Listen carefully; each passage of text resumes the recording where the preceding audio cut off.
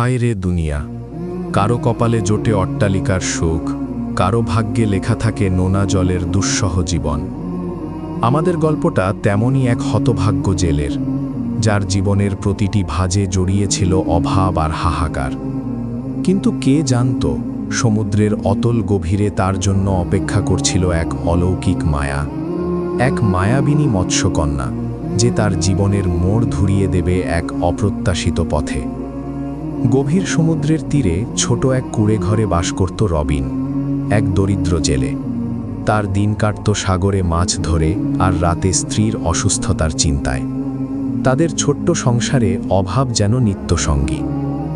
রবিন প্রতিদিন কাক ডাকা ভোরে তার জীর্ণ নৌকা নিয়ে পাড়ি দিত গভীর সমুদ্রে, যদি ভাগ্যের শিকে ছেড়ে। কিন্তু জাল ভরে উঠত শুধু ছোট মাছ আর শ্যাওলায়, বড় মাছ ধরা পড়ত কদাচিৎ। এক অমাবস্যার রাতে, যখন সমুদ্রের গর্জন অন্যান্য দিনের চেয়ে ভিন্ন এক সুর তুলছিল, রবিন তখনও সাগরে। হঠাৎ তার জালে এক অদ্ভুত কিছু ধরা পড়ল। ভারী জালে টান দিতেই সে অনুভব করল এ কোনো সাধারণ মাছ নয়। অনেক কষ্টে জাল টেনে উপরে তুলতেই রবিন বিস্ময়ে হতবাক হয়ে গেল।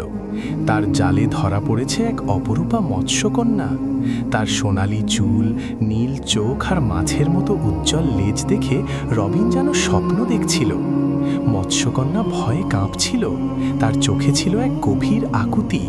রবিন তার এমন সৌন্দর্য দেখে মুগ্ধ হলেও তার মনে করুণা হলো। সে জানত এমন অমূল্য জীবকে বাজারে বিক্রি করলে হয়তো তার জীবনের সব অভাব দূর হয়ে যাবে, কিন্তু তার বিবেক তাতে সায় দিচ্ছিল না। মৎস্যকন্যার অসহায় চাহনি তার মনকে বিচলিত করে তুলল। রবিন কি করবে এখন? তার সামনে ছিল লোভ আর মানবতার এক কঠিন পরীক্ষা। সে কি নিজের দারিদ্র্য খোঁচাতে এই মায়াবিনীকে বিক্রি করে দেবে, নাকি তার মুক্তির পথ বেছে নেবে? এই জোশমনি তাকে অস্থির করে তুলল। রবিন এক দৃষ্টে তাকিয়ে রইল মৎস্যকন্যার দিকে। তার মনে ঝড় বইতে শুরু করল। রবিনের মনে তখন প্রবল দ্বন্দ্ব চলছিল। একদিকে তার পরিবারের অভাব, স্ত্রীর অসুস্থতা, অন্যদিকে এই মায়াবিনী মৎস্যকন্যার অসহায় মুখ। মৎস্যকন্যার চোখ থেকে টপ টপ করে জল পড়ছিল, যা দেখে রবিনের পাষাণ মনও কেঁপে উঠল। সে তার দীর্ঘশ্বাস ফেলে সিদ্ধান্ত নিল, যাই হোক না কেন সে এই নির্দোষ প্রাণীকে কোনো ক্ষতি করবে না। রবিন আলতো হাতে জাল থেকে মৎস্যকন্যাকে মুক্ত করল। মুক্ত হয়ে মৎস্যকন্যা প্রথমে কিছুটা ভয় পেলেও রবিনের চোখের দিকে তাকিয়ে সে যেন এক অদ্ভুত আস্থা খুঁজে পেল। সে মৃদু হেসে রবিনের দিকে তাকালো এবং নিজের ভাষায় কিছু একটা বলার চেষ্টা করল, যা রবিন বুঝতে পারল না। মৎস্যকন্যা তারপর তার উজ্জ্বল লেজ নাড়িয়ে গভীর সমুদ্রের দিকে সাঁতার কাটতে শুরু করল। রবিন মুগ্ধ নয়নে তার চলে যাওয়া দেখছিল।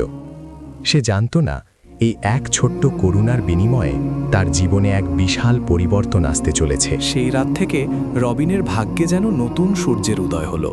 প্রতিদিন তার জালে ধরা পড়ত বড় বড় মাছ, যা সে আগে কখনো দেখেনি। তার অভাব দূর হতে শুরু করলো।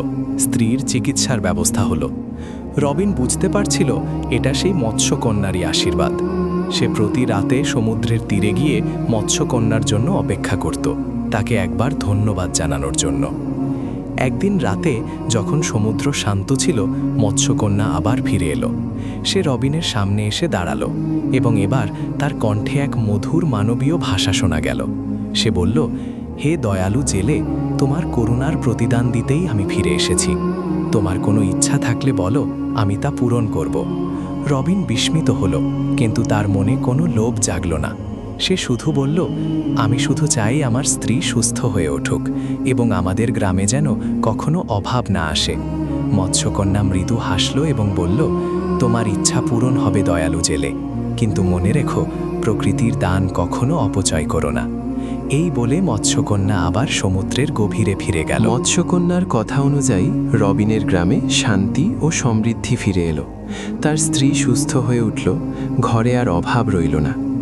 রবিন তার জীবন নতুন করে সাজালো, গ্রামের মানুষদের সাহায্য করতে শুরু করল। কিন্তু সময়ের সাথে সাথে মানুষ মৎস্যকন্যার সতর্ক বাণী ভুলে যেতে লাগল। গ্রামের কিছু মানুষ অতিরিক্ত লোভী হয়ে উঠল। তারা সমুদ্র থেকে এত মাছ ধরতে শুরু করলো যে সমুদ্রের ভারসাম্য নষ্ট হতে লাগলো। রবিন তাদের বোঝানোর চেষ্টা করলো, কিন্তু তার কথা কেউ শুনল না। একদিন সমুদ্রে এক বিশাল ঝড় উঠল। এমন ঝড় গ্রামের মানুষ আগে কখনো দেখেনি। ঝড়ের তাণ্ডবে গ্রামের অনেক ক্ষতি হলো, অনেক নৌকা ডুবে গেল। রবিন বুঝতে পারল এটা প্রকৃতির প্রতিশোধ।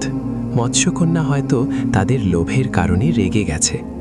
রবিন আবার সমুদ্রের তীরে ছুটে গেল মৎস্যকন্যাকে ক্ষমা চাওয়ার জন্য। সে অনেকক্ষণ ধরে মৎস্যকন্যাকে ডাকল, কিন্তু সে এলো না। সমুদ্রের গর্জন যেন রবিনের আর্তনাদকে গ্রাস করে ফেলছিল। রবিন হতাশ হয়ে ফিরে এলো। তার মন দুঃখে ভরে উঠল। সে জানত তাদের লোভের কারণেই আজ এই পরিণতি। এক রাতে রবিন যখন গভীর ঘুমে আচ্ছন্ন, তখন সে স্বপ্নে দেখল মৎস্যকন্যাকে। মৎস্যকন্যা তাকে বলল, দয়ালু জেলে, তোমার করুণার জন্য আমি কৃতজ্ঞ, কিন্তু তোমার গ্রামের মানুষের লোভের কারণে প্রকৃতির ভারসাম্য নষ্ট হয়েছে। আমি আর ফিরে আসতে পারবো না যতক্ষণ না মানুষ প্রকৃতির প্রতি শ্রদ্ধাশীল হয়। রবিন ঘুম থেকে জেগে উঠল, তার চোখে জল। সে বুঝতে পারল মৎস্যকন্যা চিরদিনের জন্য চলে গেছে। তার মন দুঃখে ভারাক্রান্ত হয়ে উঠল। সে হাউমাউ করে কেঁদে উঠল। রবিন সেদিন বুঝল শুধু নিজেকে ভালো রাখলে হয় না, প্রকৃতির প্রতিও যত্নশীল হতে হয়। তার চোখের জলে যেন সমুদ্রের নোনা জল মিশে একাকার হয়ে গেল। এই গল্পটা কি শুধু রবিনের গল্প, নাকি আমাদের সবার গল্প? আমরাও কি প্রকৃতির প্রতি সুবিচার করছি, নাকি নিজেদের লোভের কারণে এক মায়াবিনী মৎস্যকন্যাকে হারাতে বসেছি? আহারে জীবন, যদি আমরা বুঝতাম সবকিছুই এক সুতোয় গাঁথা।